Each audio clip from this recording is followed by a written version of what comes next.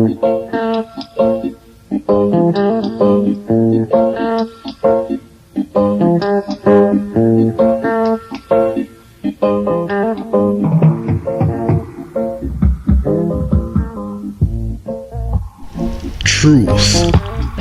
State of being true. The truth. Accurate. Right. Verifiable in accordance with the facts. What actually really happened. In this book, I will focus on what is true and how truth affects us all. The importance of embracing your truth and to live it accordingly. It is my intention that by the end of this book, you will come to your own conclusions. After all, this is what this book is all about. And one thing is absolutely true about truth. Truth is, regardless. Born to die. Let the journey begin.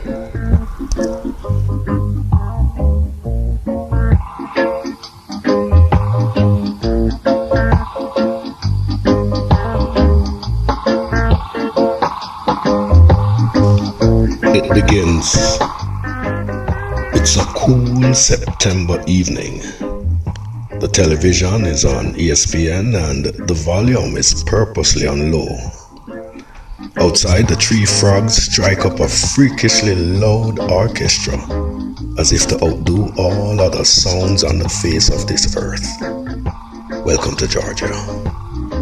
I thought about my first night in Georgia, which was the first time I heard these frogs. I wondered how people in Georgia survived living among these creatures.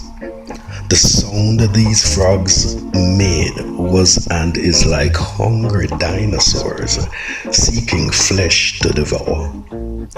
For a few days, I was honestly concerned about my physical safety and my decision to relocate to Georgia. What kind of frogs are these? If they sound like this, can you imagine how these frogs must look? Will they bite? I am not going to lie, I was terrified. Eventually, I found out that these were cute little tree frogs, just trying to get laid, out shouting each other to attract their mate. Hence the damn noise every night. It's like, hey Sharon, it's 6:30 p.m. Where the Rastafari are you? I hope you are not over by the big tree where the ugly green and black big-eye male frog live in. Who the hell you calling black, you ugly big-eye? Hey, yes I am here, so what? If you want me, come get me.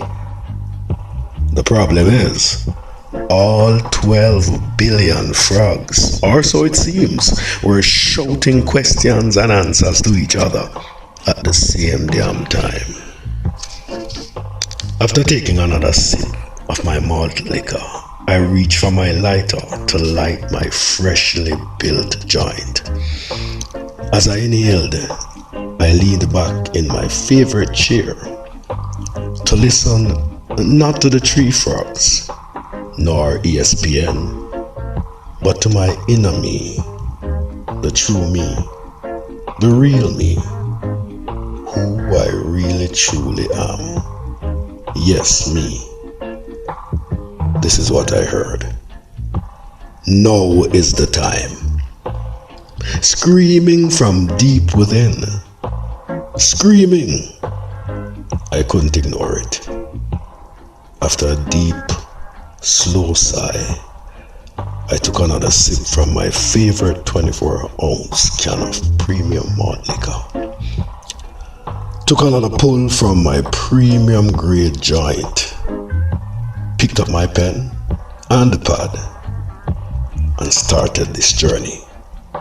Born to die. The truth. The whole truth. And nothing but the truth. Reflect. Think deeply or carefully about.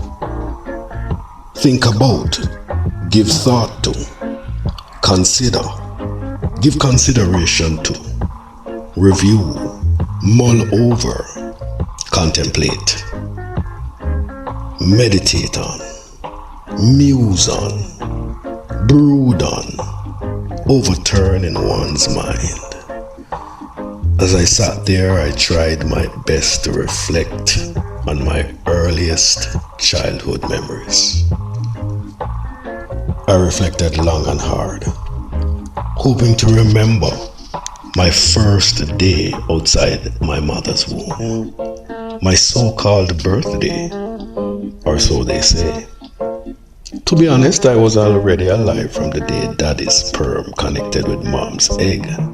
Life started then for me, my real birthday, the beginning of me.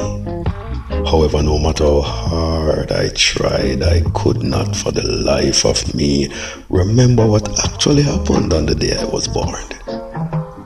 Whether it was my real birthday or my so they say birthday, I could not remember none of the above. Okay then, I guess I can't start my book there, because I don't remember nothing about my humble beginnings. My earliest memories are snapshots of elementary school. Back home in Jamaica, we call it basic school.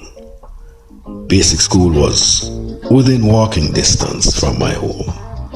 Actually, it was on the very same street I lived. Give or take, it was roughly a quarter mile from home. However, mom still had to walk me to school. Back then, at the tender age of 4, I still had not mastered the art of crossing the road.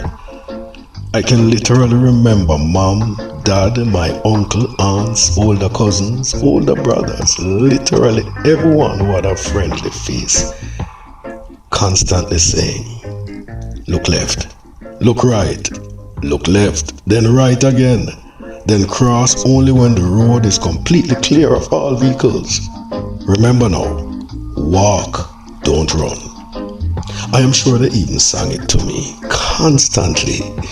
Back then it would seem the streets was out to get me. It was very important that I understood and follow the rules, or else the big truck that I hate so much would kill me. I remember venturing out once on my own, heading to basic school. The little man in me didn't want to wait on mom, so I started my journey.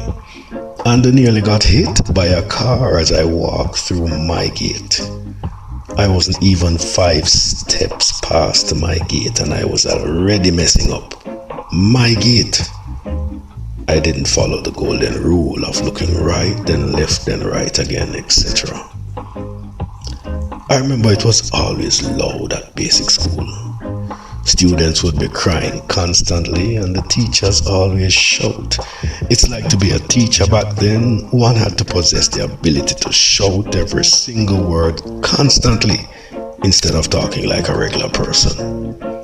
It was like they had blowhorns in their throats. "Good morning, children. Let us stand to say the Lord's Prayer. Okay, everybody stand up. Okay, our Father who art in heaven." And then it was over. If I was to go by my memory, basic school lasted all of 3 days. And not even 3 full days, but less than an hour per day are the only few minutes of my baby days that I remember. Then I was off to primary school, middle school. Another week of my life according to my memory. 1 week is all I remember of primary school, and not even 1 straight week, but roughly 7 days spread across the entire 5 years that I spent at primary school. I remember 6 or so events in primary school clearly. Then it was over. And the next came high school. Another 5 or so days of blurry sweet memories. I remembered in high school, the principal was like the sheriff and the teachers were like deputies. all continuing the tradition of shouting out my daily lessons. However, it was in primary school that I discovered my athletic abilities and my speed. Back then I could run. Fastest in my class and second fastest in the school. I won trophies that made my athletic teacher proud. I can still remember her telling me to keep on running and that I got a gift. My mom proudly displayed my trophies in her class front. Look but not touch whatnot. Items in the whatnot was for visual pleasure only, not to be used.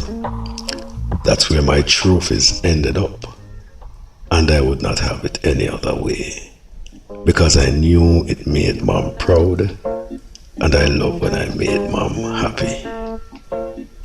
Sunday school.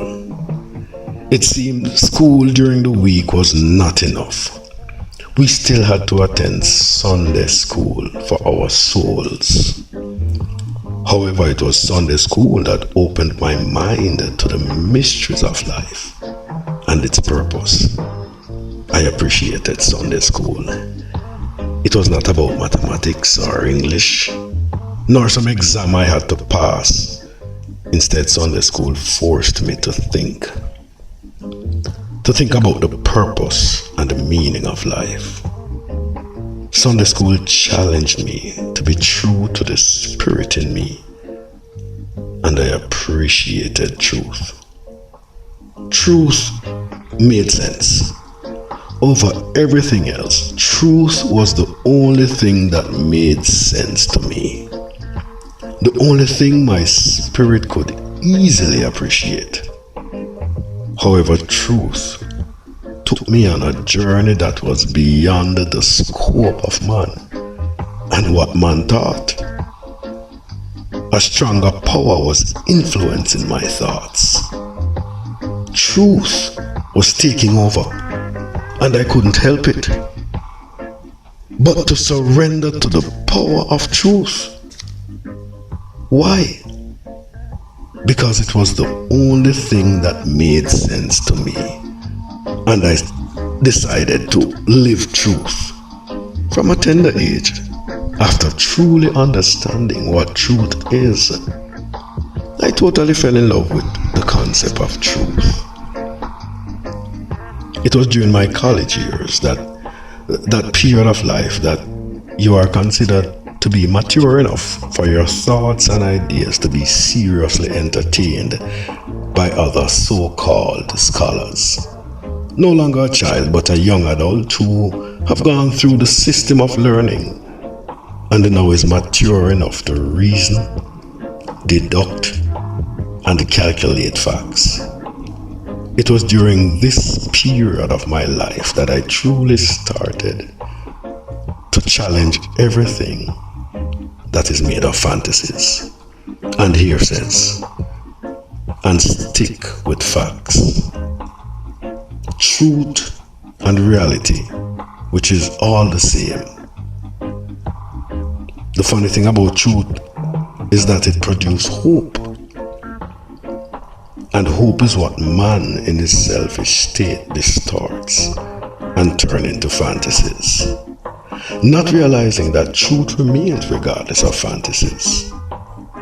Truth remains regardless of what we do, say, or think. One can reason then that if truth remains regardless, truth then is the most important factor in life's equation. In the upcoming chapters, we will embark on this journey called truth, in which I will encourage you to be totally honest, totally true. I am totally confident that truth will bring us to the same conclusion by the end of this book. Because truth is consistent.